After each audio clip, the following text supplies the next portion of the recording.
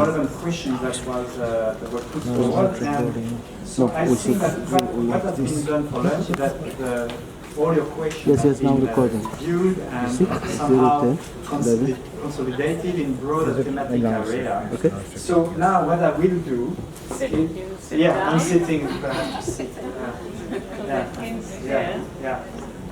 You have mics? Yes, that's great.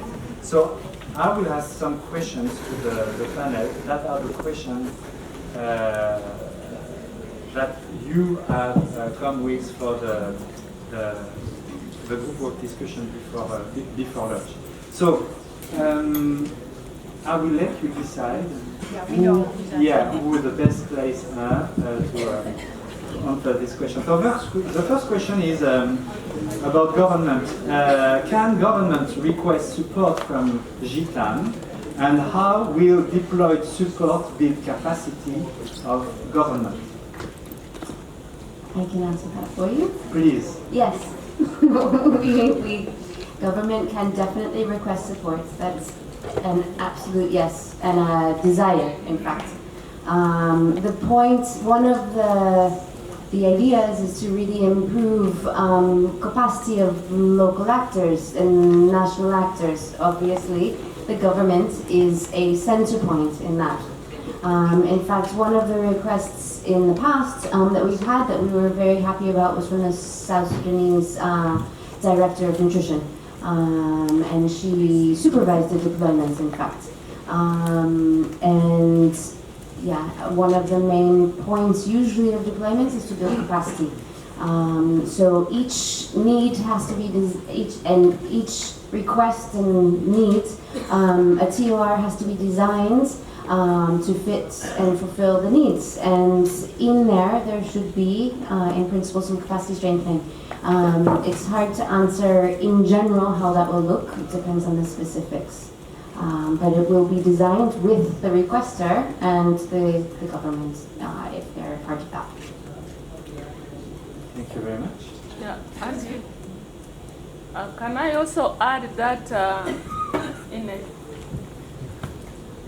in Ethiopia, for example, as you all know, most of the programs are being implemented almost all through government structures. When the request was sent, it was sent through UNICEF.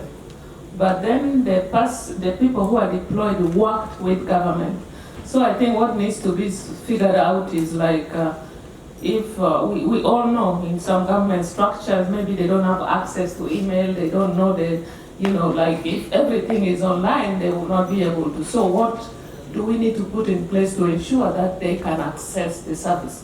Would that mean, for example, the UNICEF or whoever the organization on the ground is, acts as the liaison with the government to really explain to them what it means and so on?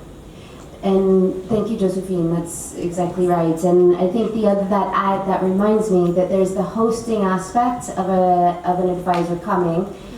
It's a bit difficult in terms of security rules for international staff to have them hosted directly by the government. But we find whether they're hosted by UNICEF or another organization, that those are all things that are details that can be overcome very easily. Thank you. Does GTAM have defined mechanism for avoiding conflict of interest or addressing it? I will answer that for you, Nicola. Thank you. So as you know, when we did start the GTAM, the formation of the GTAM, one of the things that partners requested is to ensure that we are impartial and we are technical and not fronting agency specific interest. And one of the ways to do that at the formulation stage was to have NGO co-lead, because initially, if only UNICEF was leading, there was some concerns that it would be UNICEF interests only, and therefore there was need to have an NGO co-lead. In addition to that was the selection of the NGO co-lead, which was done by the SAG members, and put out as part of expression of interest, so a whole transparent process in terms of getting the NGO colleague on board. The other thing that we've discussed, because we know that the issue of conflict of interest is very important, is learning from other networks. For example, what was presented by the IFECO group in the morning with regards to people signing and declaring their interest. And that's something we are exploring now as part of GTAM, so that any of us working for GTAM work, the bottom line is really the country needs, and that's it, and not necessarily fronting agency specific interest. So we are working to make sure that we can maybe be signing towards that as a GTAM community when it comes to dealing with a technical issue. And we know even WHO, when you're developing guidance, you have to also do this kind of work. So we learn from that and build it as part of the GTAM. Thank you. Sorry, I don't want to add. Yes. But also I think indeed it's true that you don't have conflict of interest, all that per se articulated. But the other thing about the deployment process or the vetting of the request to check whether it really meets the need is the committee, the little steering committee that will be multi-agency, deciding it will be objective, and that lesson is learned from how we deploy RRTs, for example. The early days of the RRT, the request was coming out of people's ears and leaves and stuff, because they just think this is a free, resources. And we have to put in place structures. Does it really meet the objective of what we set this structure for? There are things like gap filling. Somebody went on maternity leave. No, not maternity, sorry. Most of our guys, most of them are men. So somebody went for maternity leave. That should have been planned. And then, it wasn't planned or things. So the office knew the post was coming vacant, but they delayed with the recruitment, and now they want us to upfill. So there was stuff like that we really need to put our feet down, and I think in this particular case with the steering committee also, it will be necessary to be clearer. I think Josephine should sit with us because she was a core part of all this thinking behind the GTAM. Josephine, is that okay? She just getting her computer, or? I need to approve something in this. Okay. If not, So somebody is not going to approving. be paid. So let me do this and then I have. Okay, thank you. And the following questions speak to a very important topic that we discussed for the first day of the GNC annual meeting. What is the role of GTAM in preparedness efforts and strengthening of the humanitarian development nexus? I can take that too. So we see the GTAM having a critical role, especially in capacity strengthening. If we look at the technical expertise pillar, we have the four elements to it, and one of them is capacity strengthening, which is very critical in terms of not only having the tools, but also the human resource. And just speaking on to the example that Annalisa shared with us, how she was working with governments in Zimbabwe and in Afghanistan and walking the process with the government. So we see the capacity building as a core area for us in terms of GTAM. The other thing, apart from the capacity building, is around the guidance development and making sure that not only the development of the guidance in itself, but also the utilization of it. And one of the things that we'd like to do more of is that when we are disseminating the guidance, it's not just an email that is sent out, but more walking through the new guidance with the teams, either through the webinars or having Q&A, so that it's really the information permeates not only at global level but also at local level as much as possible. So yes, because I think we'll be getting it all wrong as GTAM if we don't look at also the D component and largely the preparedness component. Thank you. So now I think I will ask another panelist to answer the following question. How does GTAM initiate the process of evidence generation with academic institutions? And I think that it is for Ilya. Okay, yes. So we actually, at lunchtime, we divided the questions that you all had. So we kind of knew a little bit who's going to answer. So yes, so as you know, so the GTAM is composed of us, at least for the core team, and then but it's all of you as well, and the creation of different global thematic working groups. There were already existing global thematic working groups such as the IFE, for example, but there's also new global thematic working groups that were created, such as the Nutrition Information System, and you've heard from them this morning. And each one of those, there's also, of course, the technical expertise pillar.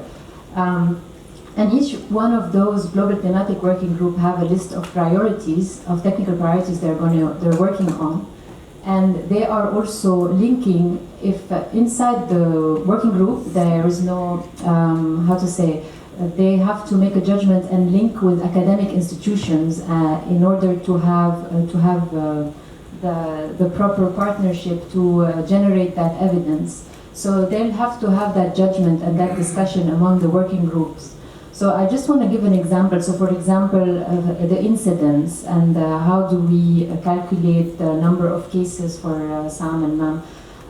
So there was a linking up with Harvard Institute for the study that was made. So this is, for example, one type of way that the GTAM can link with the academic institutions. So it's just an example. Thank you very much. I think the following question might be for Colin.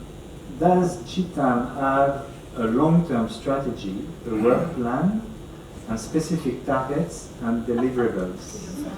That's for yeah, so that's, yeah. It's almost the same. So.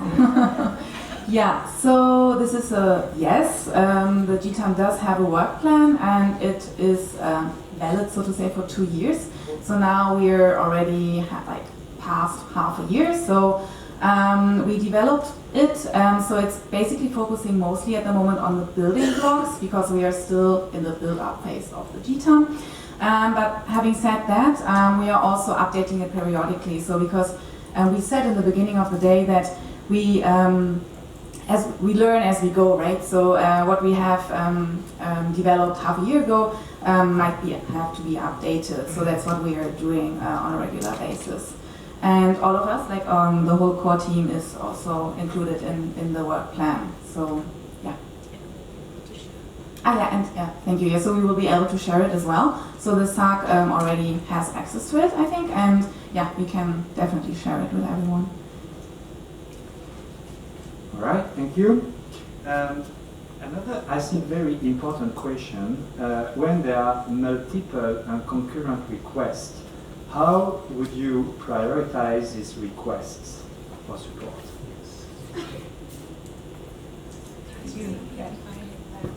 I can answer that. So there's a few different components to that question. One, there is in the working modality document that we talked about, there is an annex which outlines the criteria for deployments and conditions for support, not just for deployments. And that will guide any decisions on doing any piece of work. In general, we have periods of high demand and periods of low demand. And therefore, we have found ways to make sure to be able to meet the demand when it happens. Therefore, the response is actually the GTAM tab.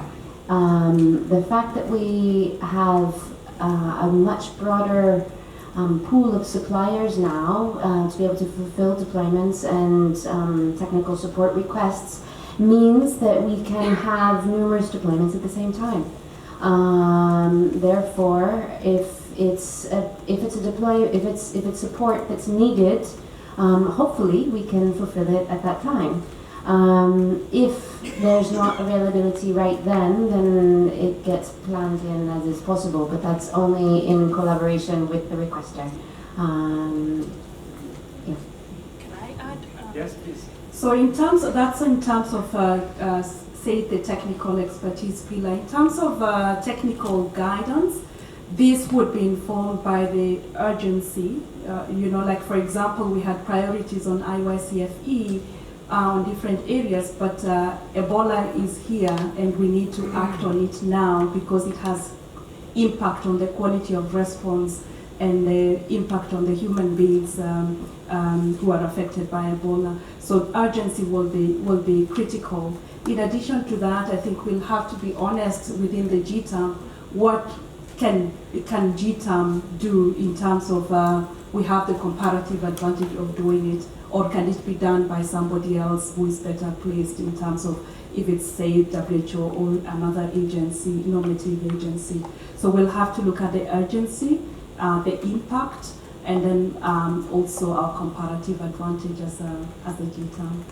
Can I also add something? So, and as you remember, we talked about the IT system, and this is hopefully going to be a tool that's going to help us and support us in also kind of, sorting requests and really see like maybe which needs to be prioritized. The requester can also indicate the urgency and says, I really need an answer within whatever, like 24 hours. We still have to define those, but this will also be kind of the tool that will help us, especially for the technical advice piece, just to add on that. Yeah, I would like to add for my personal information, have you defined any criteria for prioritizing this request? We have a draft at the moment and would like to see how it works with the IT system and how we work amongst ourselves. So we have a draft SOP of we call it triage. So triaging. Triage. Yeah, triage. Triage. That one. Thank you. So still about prioritization of requests, is availability of regional support while prioritizing requests a consideration? Yes, so I'll take that one. Yes, definitely. So from the onset of the GTAM, the idea was not to answer instead of the regional advisors or instead of capacity that is in country, but actually the opposite. So we make sure that the capacity in country there is no capacity in country, and that at the regional level there is no capacity as well. And it's really like it's not how to say, it's kind of a last resort technical support, and that's why it was originally created. I just want to add, just to demystify the IT system, it's going to be a website basically where you can all go to and find the information. So a few pages, and then you can just type up your request and ask your questions, what do you need, etc. So something like that, and we get in the back we get emails, etc. So just in case you were thinking, what is this? It's an app or? And is cost sharing a consideration too? Okay, so yes, going back to your question about not duplicating the support, and cost sharing is a consideration, definitely. So we have a lot of examples where if we are already funded, or partners are already funded, or if the tech RRT is already funded, then there is no cost to the organization, and then cost sharing is also something that